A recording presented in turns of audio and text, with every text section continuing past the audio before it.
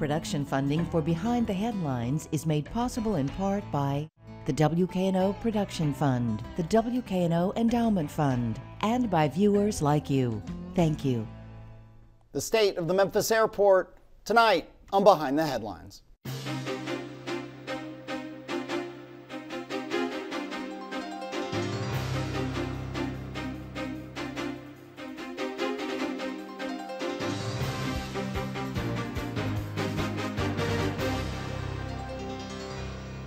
I'm Eric Barnes, publisher of the Memphis Daily News. Thanks for joining us. I'm joined tonight by Scott Brockman, President and CEO of the Memphis and Shelby County Airport Authority. Thank you for being here again. Eric, thank you. It's always a pleasure to be here. Along with Bill Dries, senior reporter with the Memphis Daily News. So we wanted to talk a little bit about, we've had you on maybe a year ago, I think, give or take, talking about all the changes to the airport, the state of the airport, both from the construction point of view, services point of view. It has been, and you've talked before, a huge transition from where the Memphis airport was as a major hub for Northwest and Delta to where it is now. How would you characterize the health of the airport financially and from the point of view of the services it provides, the air service it provides to people in Memphis? Well, you know, Eric, it has been, believe it or not, it's been 5 years since the official dehubbing. And, you know, it has been quite an exciting ride. Financially, the airport is extremely strong. We've never deviated from that because of the planning that we did. You know, we looked back then when Delta started to reduce flights. We then took precautionary and did analysis of what we would look like without a hub. And so we kind of looked at what we could do, should do, and in a way that we could keep things under control. And that's worked out very well. As a matter of fact, we've lately been upgraded by Standard & Poor's, and one of their statements was, you know, we've been listening to you tell us what's going to happen, and what you've told us is going to happen has always happened. And actually, you've done better than what you've told us was going to happen. And how much of that is, I mean, if you, obviously the airport remains, the second largest cargo airport in the world with FedEx and everything that happens there. That part really never ceased to thrive. But on the passenger side, on the airport terminal that most people who don't work at FedEx, you know, experience, is the financial health of those buildings good? Well, it's not necessarily the financial health. It's the age that we're dealing with now. I mean, we've got buildings that are 55, 60 years old, and they're old, you know, they're antiquated. They don't have the most efficient systems, and so we've been systematically going through and planning to replace them. On top of that, they were built in an era of construction where there was no the seismic code did not exist back then. So the buildings are not built to take into consideration the New Madrid fault line and the requirements for those buildings to be built to common day standards to recognize those threats. So as we go through and work on these buildings, we have to then also do specialized design for seismic upgrades. And we'll go through the construction plan in real detail. We've got some maps and some overviews of that. And we'll, in 5-10 minutes from now, we'll go through that. I wanted just a quick overview before I turn to Bill. How many flights per day now is the airport in terms of direct flights per day? And how many airlines are servicing Memphis now, give or take? Well, I think we have 9 or 10 airlines serving the airport today. And with all the consolidation, when the dehubbing occurred, you know, there was a lot less than that. We've since added 6 carriers since June of 2013. We've added, I think, 27 flights. The most recent one started last week with Oakland nonstop service on Allegiant, 2 days a week, but it's still service to the Bay Area. And so, you know, that part of it has been a slow transition. But when you think about you know, how that relationship with an airline goes, they have very mobile assets. They are very profit-oriented, and they are looking for where they can get the most return on that asset. So you're really in this jockeying for that airplane to come to your airport against every other airport in the country, when we're pitching air service. But is it right around? Is it 60 flights a day, give or take? No, today it's about 73 to 75. Okay. Versus, and again, people who remember when I think it peaked almost 300. More than 300. More than 300 when it was one of the main hubs for Northwest and Delta. The one thing that I want to make clear here, though, is that let's call it 75 flights. Those 75 flights today, because all of the carriers are flying larger aircraft, if you were to take that same number of flights with the number of seats we have today and put it into the schedule we had when we had a hub, that would be the equivalent of about 145 flights. Oh, because it used to be that there'd be a lot of those ones with one, like 3 rows, 3 seats across, a lot of those regional jets, regional service and so on. Most of our service was on aircraft that were 50 seats or less. Okay, the CRJ 200s, the Saab, 340s, a lot of turboprops. Now we have a lot of mainline jets. A short 6 years ago, United flew 15 flights a day, all on the 200s, the 50-seat RJs. Today, I think they fly 2 of their flights or 3 of their flights on it. The rest are mainline. Got it. So the airplanes have gotten larger. Right. Bill. So Scott, the airport went through this transition of being mainly a place where people connected to origin and destination. So origin and destination, which used to be the minority of your flights, that's now the majority of your flights. So what comes with that transition for the airport in terms of how it does business now and how it did business before? Well, when you're running a hub, and of course in our days it was a very quick turn hub. Efficiency was the name of the game, and most of those planes came in, unloaded, reloaded, and were gone in an hour. So it was a very quick operation. So we had to be efficient from getting a passenger from B to A or B to C or any of those combinations, and also be able to try to provide them services in between those flights. So someone could grab a barbecue sandwich, someone could grab a newspaper, whatever they needed. And so we had a lot of concessionaires, a lot of different establishments to try to serve all those people. And if you can think about it, the terminal would go from very inactive to all of a sudden having 70 flights on the ground, 80 flights on the ground at once, all emptying into this mass chaos of people.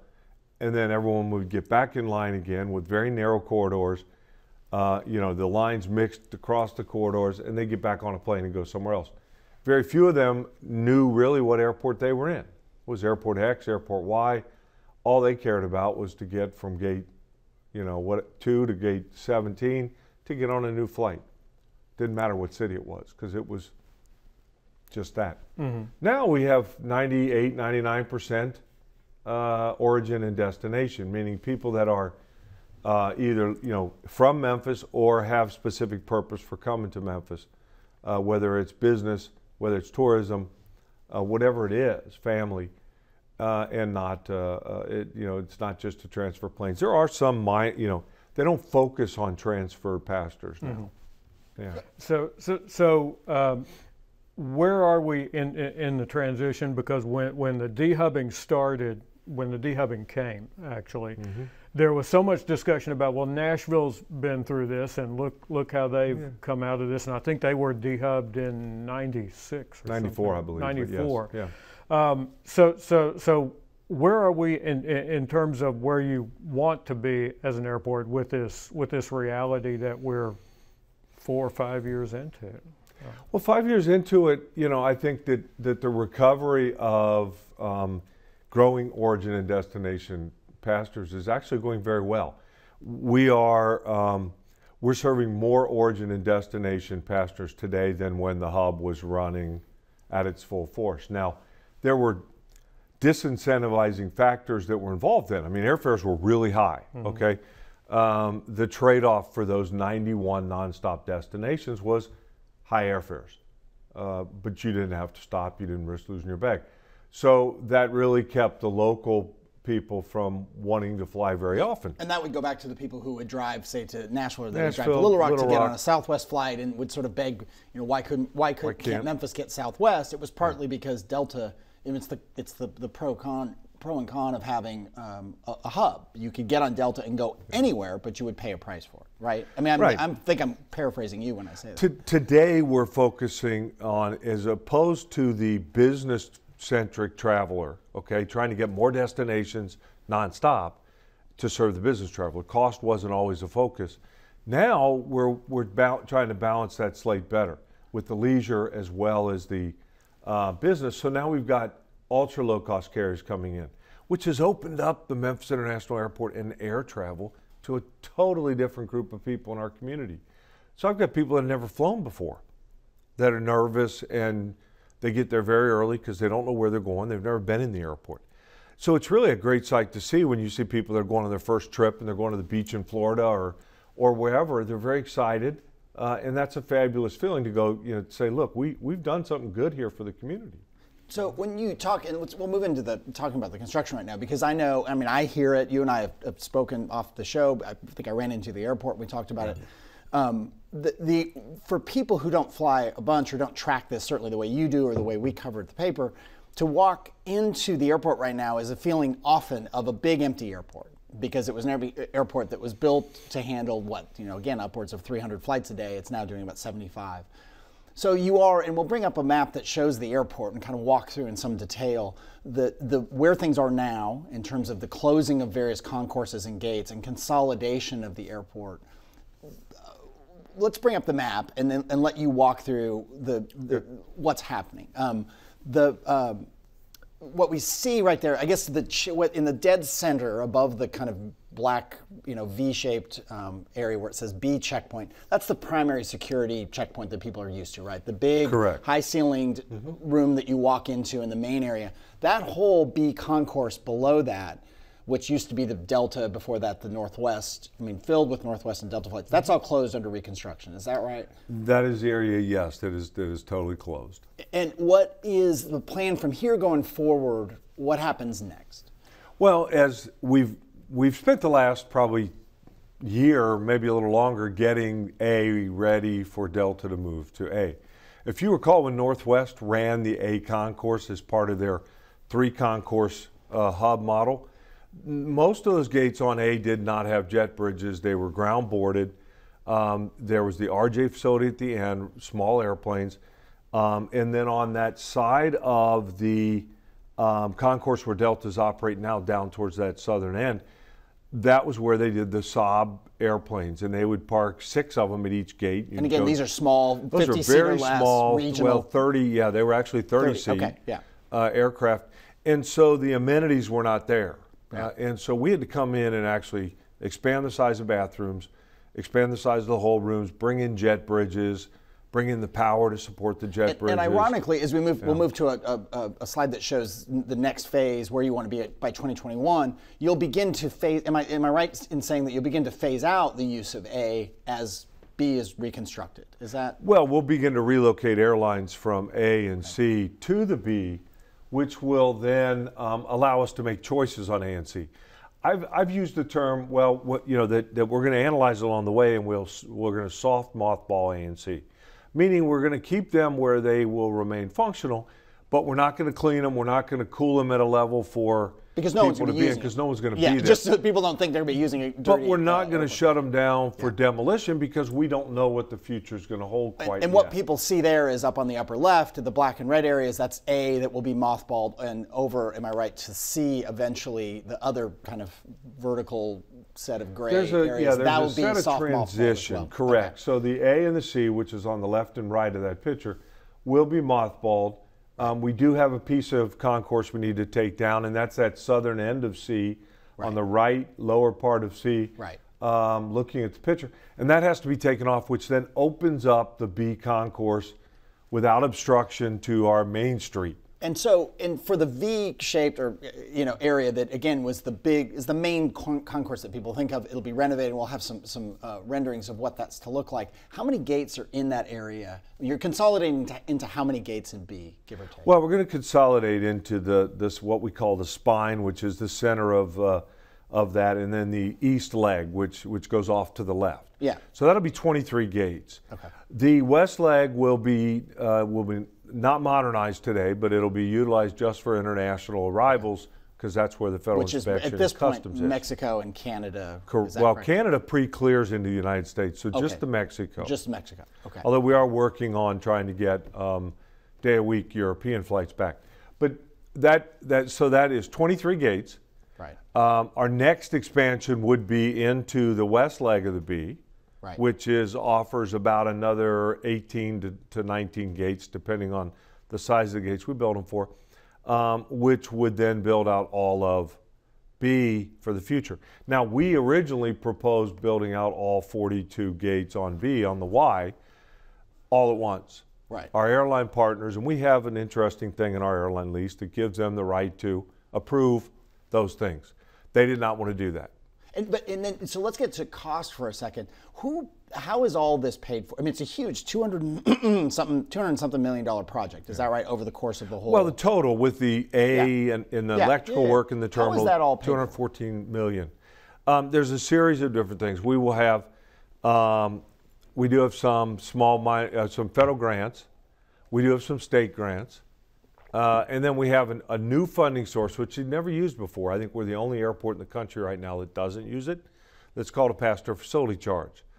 Basically, you can do a $3 or $4.50 charge per ticket, and that goes directly to a construction project. Cannot be used for operating. Cannot be used for anything else. It doesn't go to the airline. No, it's going directly. It just passes through the airline ticketing system, comes directly to us, and we apply it directly to that construction project. So those three will be the primary funding sources.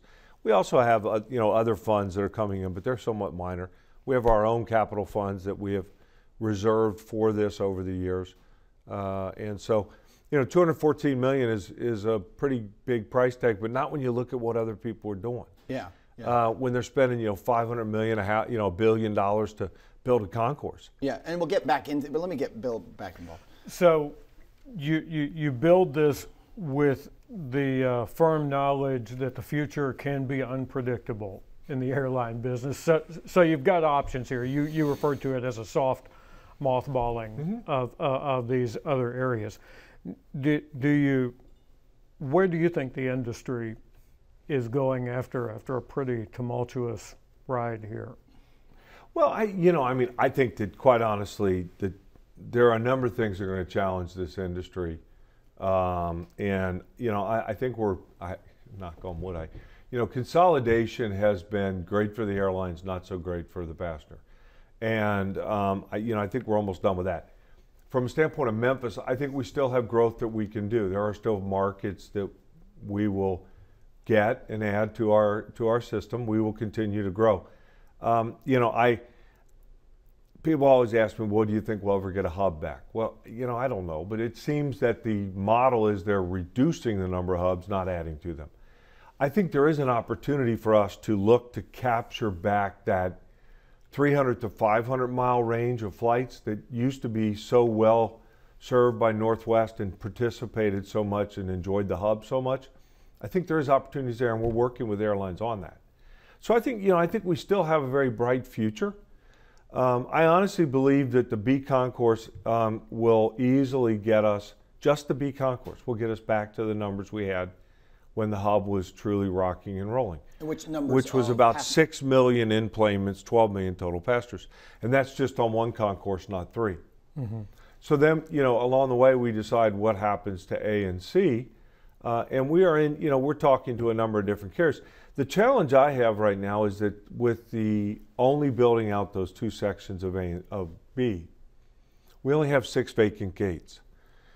So let's say we add a JetBlue. Let's say we add, some other carrier. We've now started, we're really running out of gates. As you've seen, it takes quite a while to get through just the approval processes to break ground takes a long time.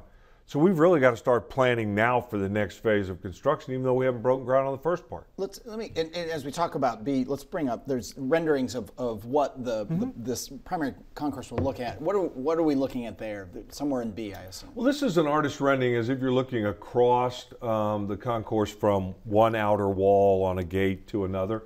So you will notice that it's much wider, clear window walls on the outside of the building, a lot of natural light, high ceilings, How do you do high? I mean, that is one of the characteristics of the 60s construction is the low ceilings. Is there, above all that ceiling tile, is there space to raise them, or do you really literally have to raise the roof? No, we're literally taking the building off Gotcha. and building a new building. On top because of this building will be twice as wide as the existing concourse. So it's a new construction. It's effectively building a new building over top of pieces of the old, none of which the passenger will recognize when we're done. Yeah. But there's some tunnels and some office space that's been renovated and done differently.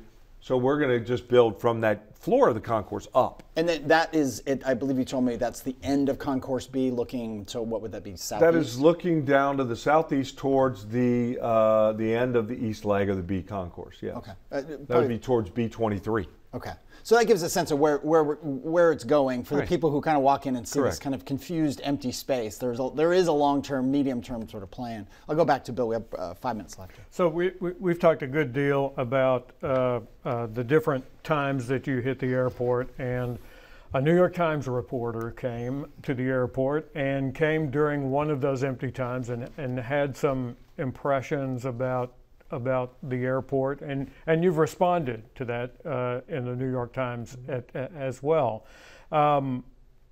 What would you say about what people read in the New York Times about just what was referred to as the emptiness of the airport? Well, quite frankly, the article was correct in a different time. It was correct 5 years ago. It's certainly not correct. It wasn't correct today in the context of what we're doing today. And actually, the day that they were here, and what we talked about for that hour-long period, and we're very, we try to be very transparent and talk to anyone that wants to know what we're doing and why we're doing it. And we talked all about the future. We talked about how we're going about recovering from the hub, how we're going about trying to add flights, how we're going about modernizing our facility, why, and what the series would be. I don't believe the article truly represented the questions that were asked and the answers that were given. And that's fine. I felt like I had to respond to that. What's ironic is the day that they were there and took the pictures, we had already closed the B. We took them into the empty B. On the A concourse, Delta had flights all going at the same time. Passengers were lined up not only in the A hold rooms, but all the way up across the connector towards the B checkpoint. The one gate, the picture they showed was taken in the one gate out of all the gates on A. Southwest was busy at the same time. That wasn't being active and was did not have that many people. So I didn't think it was reflective. It was reflective of the story they wanted to tell, not what was really going on. And that was a little bit disappointing because I think we have a totally different story than what was in the New York Times, and I tried to convey that in my response. It's interesting. I mean, you as CEO, the airport is also it's a part of economic development. It's a part of recruitment. It's a part of the tourism business in some fashion. In some ways, very large, separate and above the distribution center aspect. I'm just talking about as a passenger airport. Right. An article like that, I mean, people will say to me, does a lot of damage to efforts about tourism and efforts of business relocation because people can look at it and say, whoa, wait, the Memphis airport's in terrible trouble and doesn't have flight. I mean, it leaves that impression. I mean, did you get people yelling and screaming saying, hey, this is really going to hurt us? Well, I had to work. My air service development manager and I just came back Wednesday night of this week from a meeting in Cleveland, Ohio, where we met with 13 different airlines. It's speed dating with airlines. And then you have the breaks and the different times where you can spend more time with the airlines. We met with 13 airlines. And it came up in a number of those conversations. Well, how are we supposed to, reconcile that article? And so we've spent a lot more. We've had to work harder to try to say that, no, there are great things going on. We are building the airport traffic. There are markets that we can support. And mind you, we want to have sustainable air service for this community. So the first thing we do is make sure we validate that the service will meet expectations of both them and us. So it's taken a little bit more effort to get over that hump along the way here. Last thing people will ask me about, just a couple of minutes left here, is the garage. When was the garage built? We opened the garage in, I believe, 2012. Is it working? Is it financially paying for its? I mean, it was obviously built on debt service. Yeah. There was a lot of criticism at the time, like, why are you building a garage in the middle of a recession when you've been dehubbed? Now, some years into it, what is the financial health of the garage? Well, the vision was obviously correct of the airport management. And that is that, we're building the garage for the origin and destination growth that we knew we were going to have to capture. The garage is doing fabulous. It runs at, 75, 80, 90% full. There are times when we have, the holidays, we close the garage because everything we have is full. So it's doing fabulous. Close it because it's full, it's not full. Close it because it's no, unused. I mean, we have no spaces left, so we have to direct them somewhere else. So it's doing fabulous. The parking in general is doing wonderful. So that is one of the challenges we have. You build a 4,500 space garage that's supposed to carry you for the future, and all of a sudden you're filling it up. What do you do next? So we will leave it on that note. Thank you for being here. But Thank it's you, a Bill. good problem to have. Absolutely. Thank you for joining us. Join us again next week.